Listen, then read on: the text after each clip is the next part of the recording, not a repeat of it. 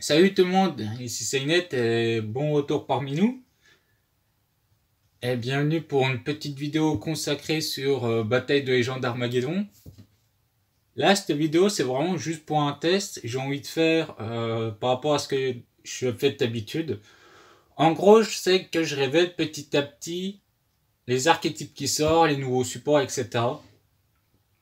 Là, j'ai vraiment envie de faire un peu plus changer.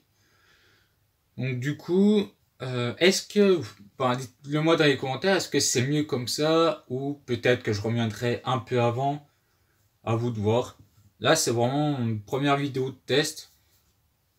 En fait, j'ai plus envie de faire, d'attendre tout ce qui sort d'un coup, au lieu de les révéler petit à petit, et de vous révéler bah, ce qui est bien, ce qui est pas bien, etc.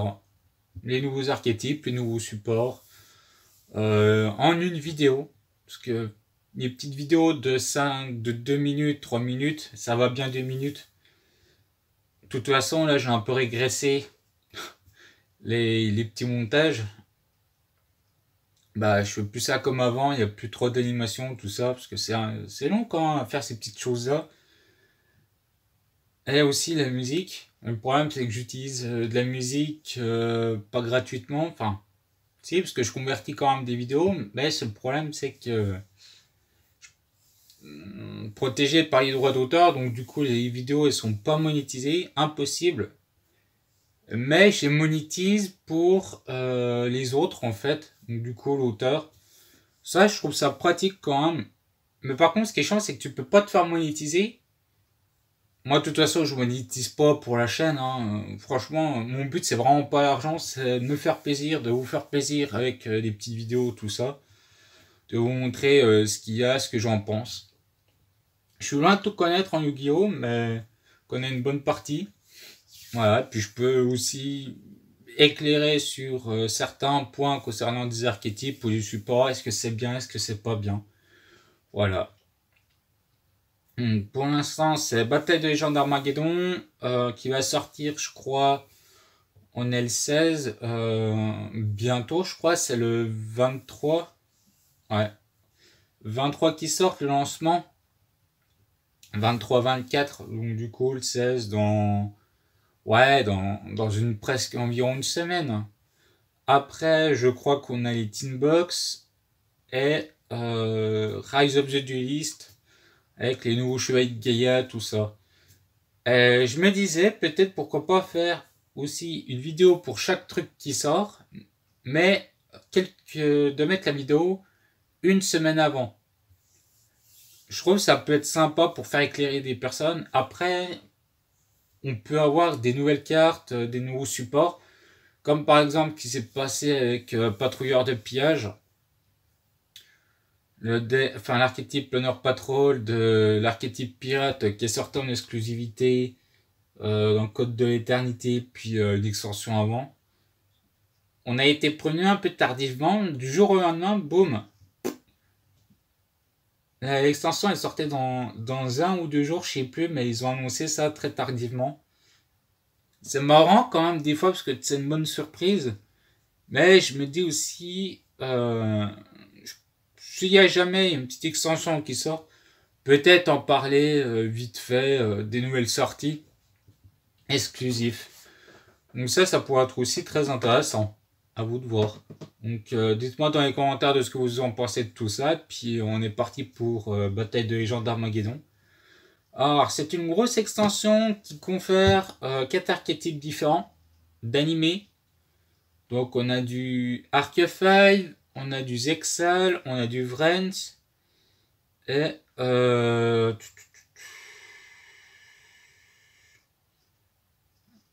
aussi du GTX.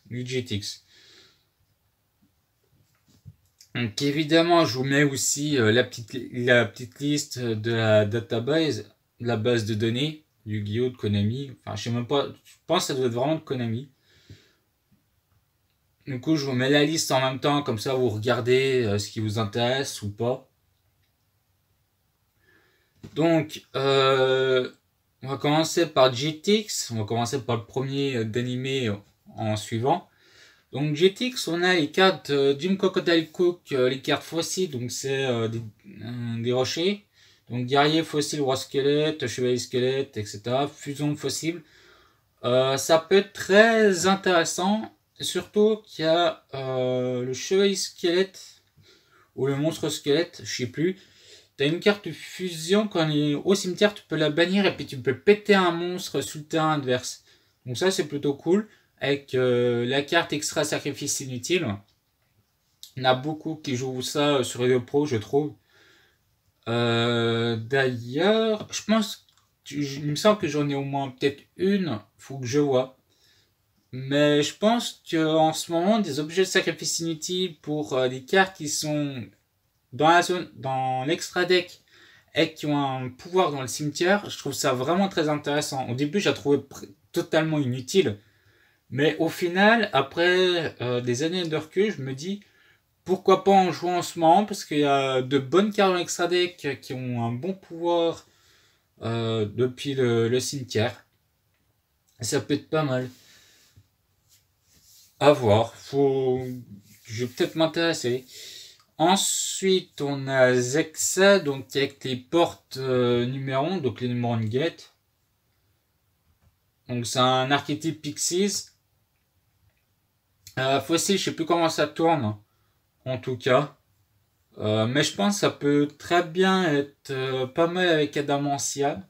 Adamancipateur ou un Flexipateur. Je vais dire Adamantia parce qu'un Flexipateur, voilà, j'aime pas du tout ce nom. C'était plus joli Adamantia, un Flexipateur, ça fait vraiment un flexible quoi. C'est un peu moche. Donc du coup, porte numéro en fait, t'as une magie.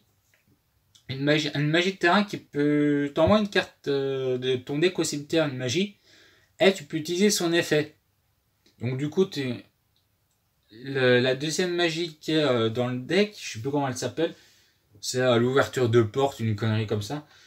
T'invoques spécialement autant de nombre de choix que tu veux de porte numéro sur le terrain. Donc du coup, c'est juste une invocation spéciale. Je sais même pas si c'est considéré comme une invocation par Xyz. Mais ça peut être pas mal. Donc du coup, tu peux en avoir 4 d'un coup et tu te fais la Utopie Exal par derrière. C'est ce que je joue tout le temps. Enfin, c'est ce que je vois le plus souvent. Parce que je trouve porte numéro, ça n'a pas beaucoup de monstres. Il y en a qu'un. Un monstre à effet et 5 X numéros. Voilà, c'est l'archétype, il est vraiment limité. Après, j'ai vu du porte numéro et glitch, mais je trouve le deck, ouais, bof. Et glitch numéro, je trouve pas si fort que ça. Mais on peut trouver des petites combines avec cet archétype. Et aussi, j'oubliais, le but c'est de cet archétype là, c'est de faire OTK. En gros, à chaque fois que chaque fois qu'un de tes numéros attaque, tu augmentes ses points d'attaque par 2. Donc du coup, ils ont 1000 de base, chacun, les 4. Le C1, il a 2000. Et tu attaques une deuxième fois, une troisième fois, une quatrième fois. Donc du coup, tu multiplies par 2 à chaque fois de tes attaques.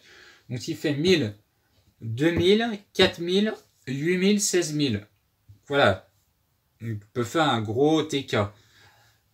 Mais ça dépend de la situation, ça dépend contre quel deck. Parce que suffit juste d'annuler la magie de terrain. Donc du coup, tu peux plus faire tes petites invocations, tes petits trucs. À voir. Bah d'ailleurs, c'est ça, c'est appel numéro. Ensuite,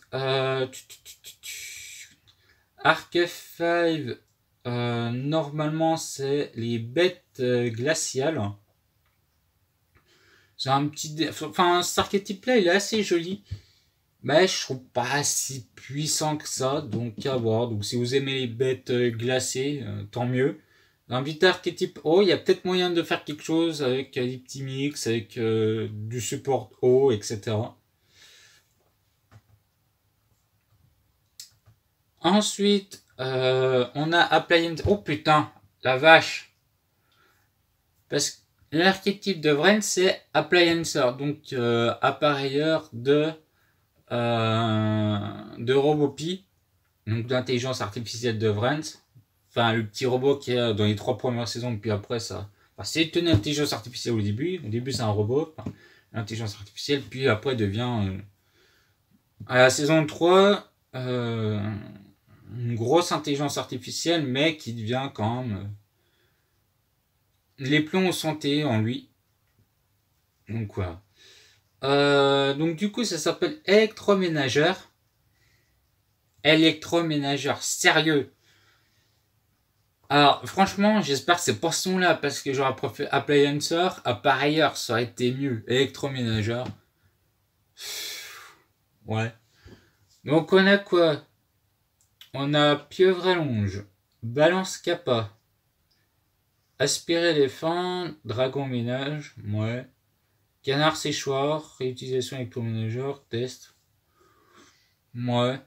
Les noms, c'est pas ouf. Là, ça m'a toujours un peu saoulé, je trouve. Au niveau de Konami, au niveau des traductions. Il y a des fois, sur certains archétypes, j'aime pas du tout. C'est comme les fées, les demoiselles de fortune quand elles sont petites. Mince. C'est les fées de voyance ou les magiciens de voyance, je sais plus. Alors que la vraie traduction, c'est fée de fortune. J'aurais préféré vraiment qu'ils gardent ça, mais non. On décide de faire autre chose. Des fois, allez comprendre. Ensuite, donc en nouvelle carte qu'on a. Appareilleur, c'est un deck lien. Pour ceux qui n'ont pas vu Vrens, en fait, la particularité de cet archétype, c'est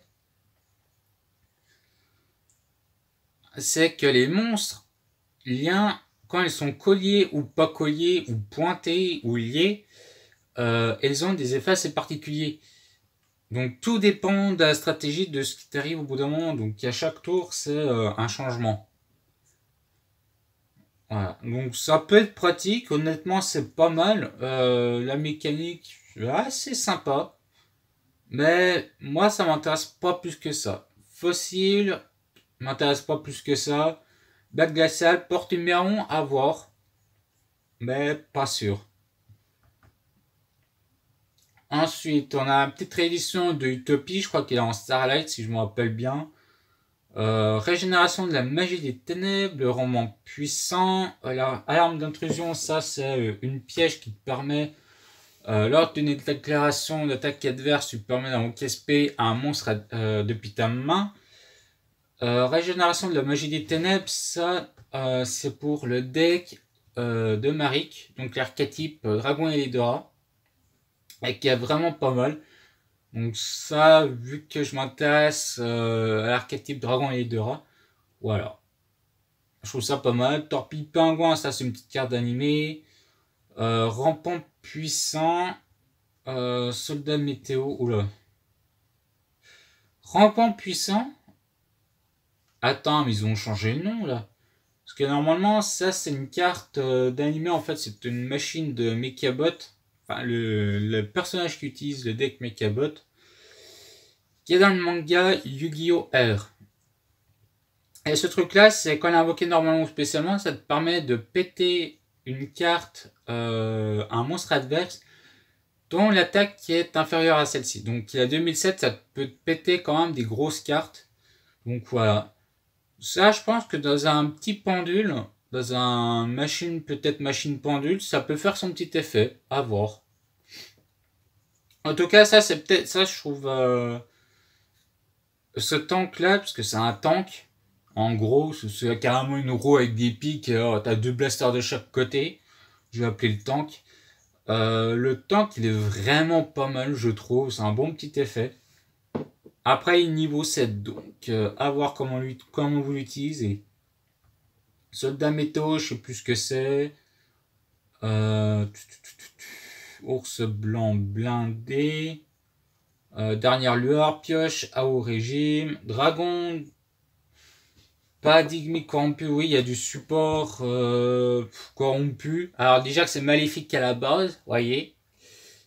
Maléfique à la base, ça devient corrompu. Il n'y a pas un petit problème chez Konami? Putain, la traduction elle est mauvaise. Ça aurait été mieux maléfique, je trouve. Mais bon, ils ont décidé de corrompu. Franchement, je la trouve pas si utile que ça dans le deck corrompu. Le problème, c'est que ce gros deck, il y a un gros défaut. Si t'as pas la magie de terrain, tu peux pas invoquer tes corrompus. Enfin, la plupart des corrompus, ils ont besoin de la magie de terrain. Si les détruite, bah, tes corrompus, ils crèvent. Et c'est peut-être un deck qui a du potentiel, mais moi, franchement, je le trouve très lent. Je trouve pas si fort que ça. Il se fait pas mal écraser contre certains decks. Hein. Même la plupart. À voir. C'est ceux, vous les joueurs qui utilisent corrompu, dites-moi dans les commentaires de ce que vous en pensez de cette carte, mais moi franchement je la trouve pas si utile que ça. Dans les corrompus, t'en as des bien meilleurs. Et puis aussi, voilà, donc. Ensuite, on a le roi cicada, un petit insecte Xyz. Lui, il est pas mal, honnêtement. Tu changes la position de combat de ce truc. T'invoques spécialement un monstre insecte depuis le cimetière.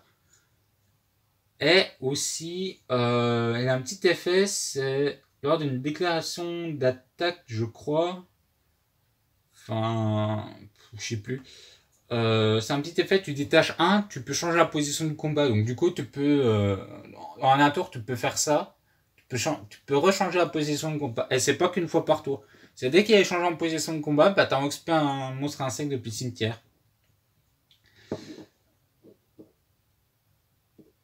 Ensuite, on a Fleur Cardian. Donc il y a du support Fleur Cardian, Fleur de Cerisier.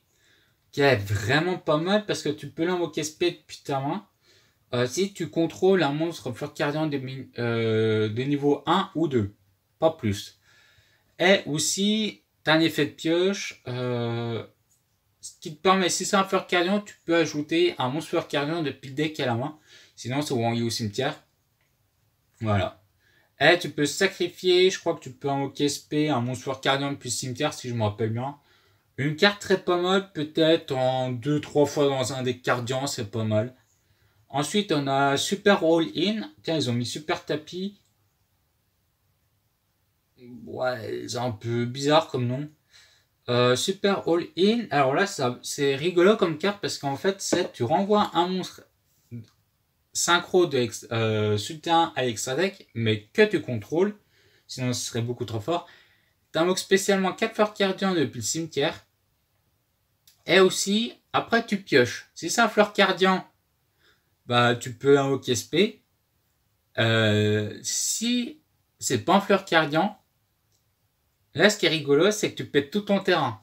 Que les monstres que tu contrôles, bien sûr. Tu détruis autant de tes monstres. Et je crois que tu perds des points de vie, si je me rappelle bien. Ouais, cette carte, je la trouve vraiment drôle à utiliser. Alors, ça m'est déjà arrivé sur Edo Pro que je l'utilise. Et bah, ce problème, c'est que mauvaise chance pour moi. J'ai détruit tout mon terrain, puis après j'ai refait mes trucs, et puis j'ai pu faire une lumière, je crois, la synchro lumière solaire derrière. Moi, peut-être, je pense que le mieux, ça serait de la jouer en 2 fois, pas plus. Mais pour les decks Fleur Cardian, franchement, deck Fleur Cardian, ça devient vraiment pas mal. En un tour, je peux faire 2 lumières solaires. La grosse synchro. Donc c'est pas mal. Ensuite, on a quoi? On a numéro 8, F0 Future Utopie de Taillade. Pas trop intéressant, je trouve, pour un Utopie. Déjà, faut que tu... Son effet est un peu spécial. Parce qu'il augmente de chaque 500 points d'attaque. Il n'a pas d'attaque au début, il en a que 0. Et il gagne 500 points d'attaque pour chaque monstre numéro que tu as dans le cimetière. Donc, ouais, il faut jouer Pure Utopie ou un deck numéro. Ouais, je sais pas, à voir. Métal, donc ça, c'est une carte Dragon Link à 4 pour Dragon. Ouais, ça va. Trishula, très dur pour invoquer, je trouve, en fusion. À vous de voir. Jugement Dragon des cieux. Lui, je pense, se utile dans Dragon de Seigneur Lumière parce que c'est un dragon du jugement qui est vraiment pas mal. En tout cas, il y a Dragon d'Aliénation qui est pas mal aussi. L'Empereur du Chaos, ce dragon de l'Armageddon, pas mal aussi. Le livre de la Lune, bon. Ils ont voulu rééditer le petit livre de la Lune. Wow. On peut toujours la récupérer, pas super cher. Ensuite, quelques héros élémentaires, donc nouveau Néos. Ouais, c'est un petit Gémeaux. Pas top. Néos Chaos, lui, il est vraiment pas mal, je trouve, pour les héros alimentaires. Homme oiseau avec la Lumino, ouais, peut-être. Escuriado, moyennement. Ensuite, on a ce qui m'intéresse, c'est Gardien Goyo et Défenseur Goyo, donc ça, c'est cool qu'ils y ressortent. Ça, c'est vraiment des petites cartes qui font vraiment plaisir. Défenseur Goyo, c'est que tu pourras. En fait, c'est lui. Si t'as que des guerriers terre sur le terrain, synchro, tu peux invoquer spécialement un défenseur Goyo. Et donc, du coup, tu pourrais en invoquer 3 sur le terrain. Donc, c'est fort. C'est pas mal. Raconte Foot quoi, Kimero, je sais pas si c'est du nouveau support ou une réédition. Peut-être, je pense que ça c'est une réédition. Duel noir, du tourbillon noir sur le noir. Donc, ça pour les joueurs à noir, je trouve ça peut-être intéressant. Ensuite, on a quoi qui peut être intéressant? Ça, c'est pour le deck guerrier synchronique, guerrier amplificateur, vapeur synchronique et robot encre. Robot encre, pas mal. Vapeur synchronique, à voir. Le guerrier amplificateur, ouais, moyennement. Confrère du poids du feu, Empereur Lion, dans les decks feu qui ont souvent des monstres de niveau 3, parce que ce qui te permet de t'attacher un et d'invoquer spécialement monstre depuis le cimetière feu. Ça peut être très intéressant. Ensuite, je comprends pas pourquoi ils ont mis bête mystique de la forêt, le cerf et le lapin. Je comprends pas. Il y a des trucs qui sont pas terribles dedans. Mais bon, je pense peut-être pour les joueurs qui veulent faire Appliancer, Porte Numéro ou Fossile, foncez dessus. Hein. Ensuite, on a les numéros C92, S39, Utopie de l'éclair, donc ça c'est cool. Earth, Dragon, Cœur de Terre du Chaos, pourquoi pas. Obéissance scolarisée, je sais plus ce que c'est. Bête Fantôme Mécaolion, ça c'est cool qu'il la réédite. Géance Magidolls, pourquoi pas. Ignition d'artefacts et sanctuaire d'artefacts, pourquoi pas. Donc pour des joueurs artefacts, c'est pas mal. Ils ont mis le disciple de rat, donc ça c'est un peu normal.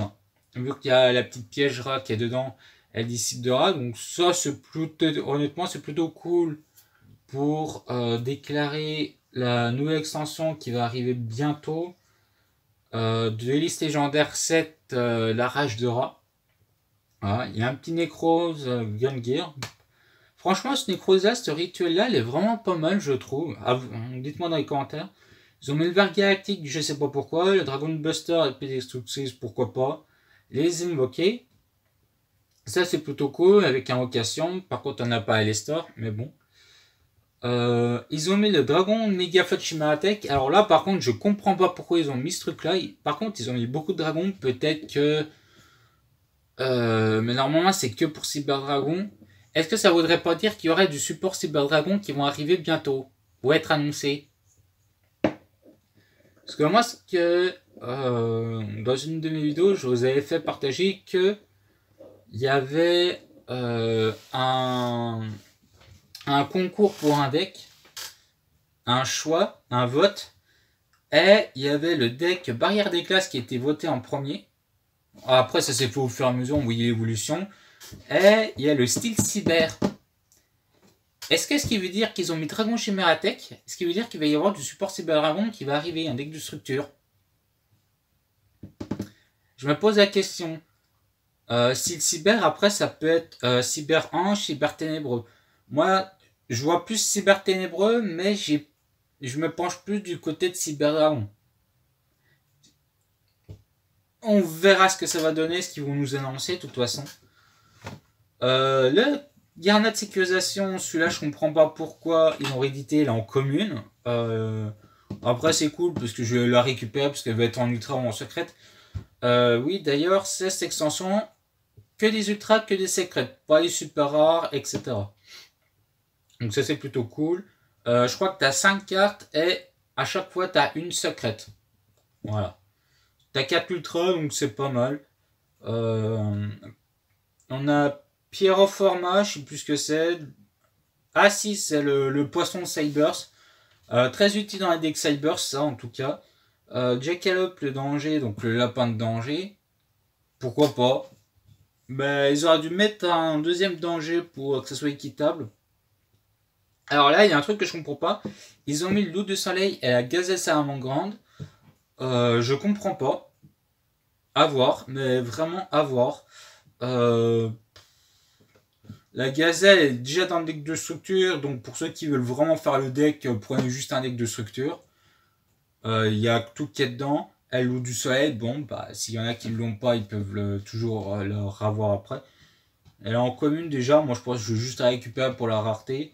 À voir comment elle va être belle dessus. On a Zero Boros topologique, ça je ne comprends pas non plus. Il est dans un deck de structure. Très bonne carte en tout cas. Après, Salamandre, je comprends pas. Mais Zero Boros topologique, je comprendrais parce que des gens n'ont pas forcément envie d'acheter le deck Salamandre. Donc, ni le deck Rocket. Hein, d'avoir une bonne carte, voilà, à récupérer, je trouve ça pas si mal. Le mouton de croix est le dragon 10 000. Dragon 10 000, c'est Ton Thousand. Ce dragon-là, à mon avis, va être très dur à choper. Peut-être en Starlight, je crois. Ou en Secret Rare. C'est un très bon dragon. Il est vraiment très bon à choper, vraiment à choper. Pour ceux qui ont des decks dragons ou tout ça. Le mouton de croix, pareil. Pour les decks fusion, synchro ou exil. C'est très utile. Voilà. Donc Zero Boss apologique, ouais. Donc du coup, ceux qui veulent juste avoir les numéros, bah après, attendez de voir s'il y en a qui veulent juste l'archétype porte-numéro ou appliancer électroménageur. Attendez sur Can Market comment voir les prix évoluent, sinon bah, achetez quelques petits boosters comme ça ou un display complètement. Essayez pas de vous ruiner, faites gaffe quand même. Franchement, il y a niveau, je pense, c'est les meilleures cartes, c'est les dragons. Le livre de la lune qui peut être très intéressant, les Goyo. Qu'est-ce qui peut être bien récupéré?